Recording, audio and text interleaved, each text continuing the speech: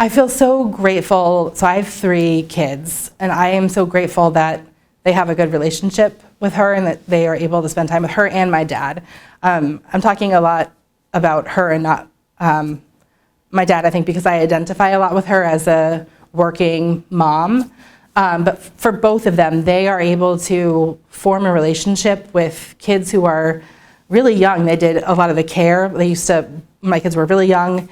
They would take turns and they would each come like once a week and babysit.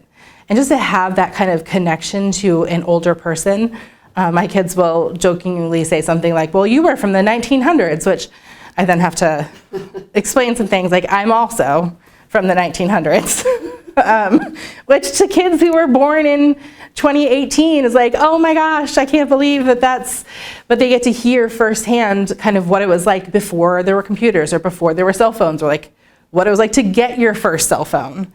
I think it gives people a perspective of how life once was and what parts of that we can take forward with us, right? Because they are doing that. They've brought it forward with them. I think about like my parents and what they're able to connect with my kids about and what my kids get from that interaction.